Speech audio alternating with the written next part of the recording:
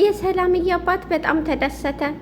ወይዘሮ ሜላት ሀንዬን አቅፋ ፊቷን አየቻት። ሀንዬ እሷ ስታያት እንባዋ ፈሰሰ። እንባዎቿን አባበሰችላት። ወይዘሮ ባዩሽ አዲስ ተንኮል አዘጋጀች። ምላሴ ወይዘሮ ባዩሽን እውነታውን አወቀባት። ሰላምዬ የሀንዬ ጉዳይ ለእኔ ተውታለች። ሰላም የቻናል ቤተሰቦች እንዴት ናችሁ? ሰላማችሁ ብዝት ይበልልኝ። ላይክ ሰብስክራይብ በማድረግ ቤተሰብ አድርጉኝ። ቤተሰብ ሳታደርጉኝ አትመለሱ። በቅንነት መልካምነት ለራስ ነው። ውድና የተከበራችሁ እና የተወደዳችሁ ተመልካቾቼ እንግዲህ ሀንዬና ሜላት ወይዘሮ ሜላት እየተቃቀፉበት ሀንዬ ጥፋት አጥፍታ በነበረችበት ቅጽበት ነበረ ወይዘሮ ሜላትን ይቅርታ የጠየቀቻት። ይቅርታ ስትጠይቃት እንባዋ ሲፈስ ስታይ ወይዘሮ ሜላት ደግሞ አላስቻላትም።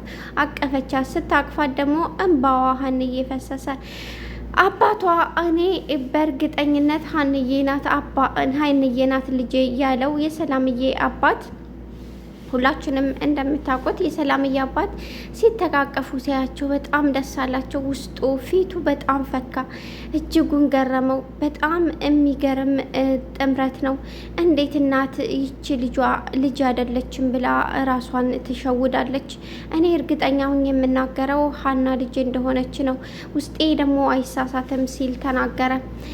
ሰላምዬ የሀንዬን ጉዳይ ለእኔ ተውት። ሀንዬ የምትዋሽና የምትቀጥፍ ሴት አይደለችም። በእርግጥ የሆነ ስህተት ሊኖር ይችላል። ነገር ግን ሀንዬ በእንደዚህ አይነት መንገድ አትሄድም።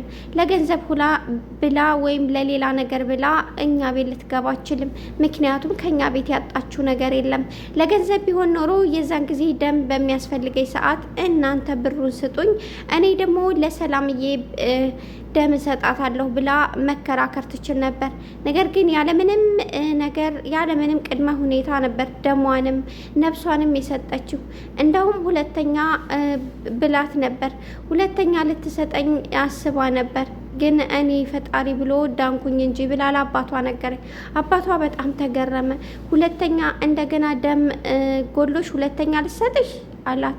አዎ አባዬ ሁለተኛ ልሰጠኝ፣ እናቴ ሁለተኛ እንድትሰጠኝ አዛት ነበር።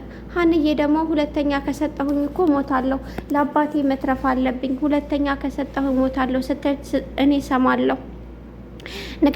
ነገር ግን መንቃት አልቻልኩም።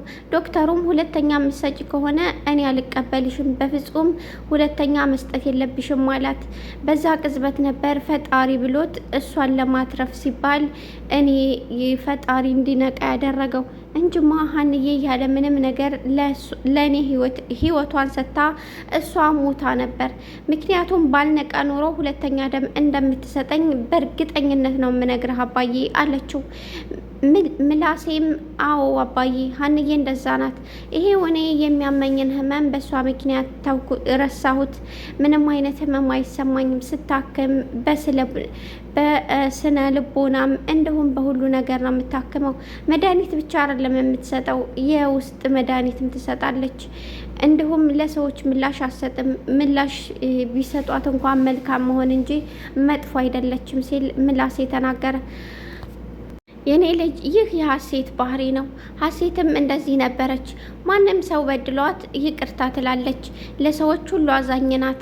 እንዲሁም በጣም ዝቅ ትላለች። ለዛ ነው ይህ የሀሴት አይነት ባህሪ ነው ያላት ሀና።